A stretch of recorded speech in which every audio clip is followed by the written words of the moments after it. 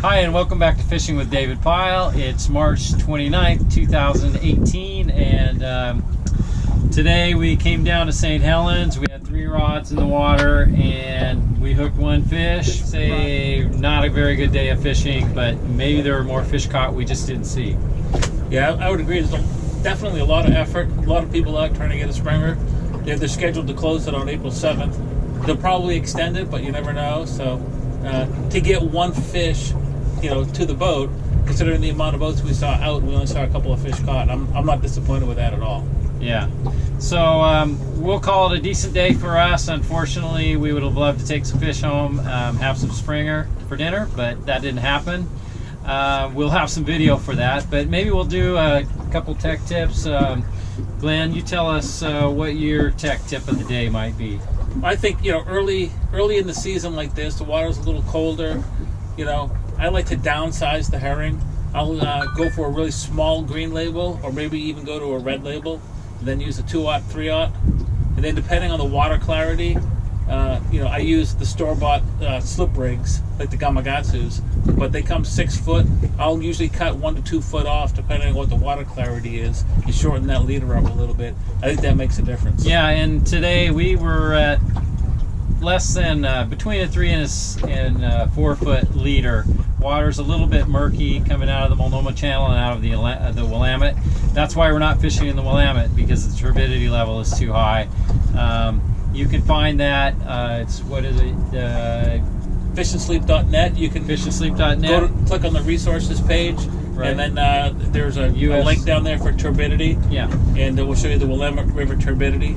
And and remember, that's the basis comes from the Morrison Bridge, so it might be the turbidity is high, but above it and Selwood or through Oregon City, it might have already cleared, and it might still be murky there. And then again, if we have a big rainstorm, and it might show high turbidity, but yet in the lower channel or the lower Willamette, it could still be fishable. So you have to take all that into consideration when fishing the Willamette, and it's a river that blows out quite frequently this time of year. And unfortunately, once the Columbia closes, that's our only option.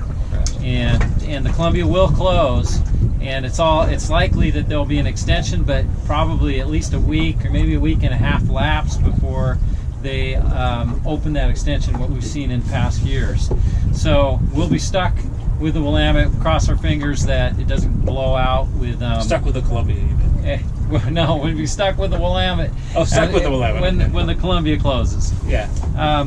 And then the second thing I'd like to talk about today is just understanding fish behavior. And we were talking about this in the boat a little bit earlier.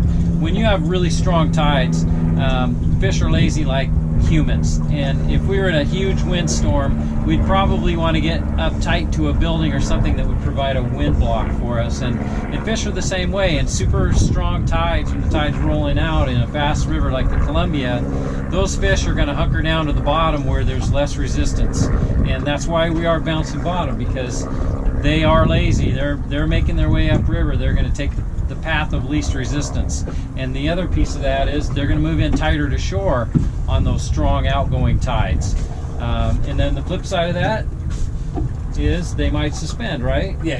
So if there is no current, you get in a slow moving river like the Willamette, and you're in 40, 50, 60 feet deep water, you're not going to bounce bottom, because they don't have to expend any energy in the middle top part of the river. Usually when I'm fishing the harbor, I'm somewhere between 23 and 30 feet on the line counter. They're not down on the bottom. Unless you're fishing the edges, then, 30 feet or under, general rule, I'm on the bottom. But once you get over 30 feet, I'll suspend, 20, 25, 28 feet on the line counter. Okay.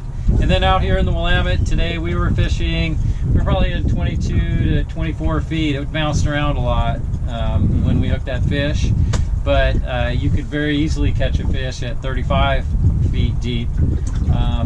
And again, think of fast tides, maybe more shallow water moving up closer to the sides of the rivers.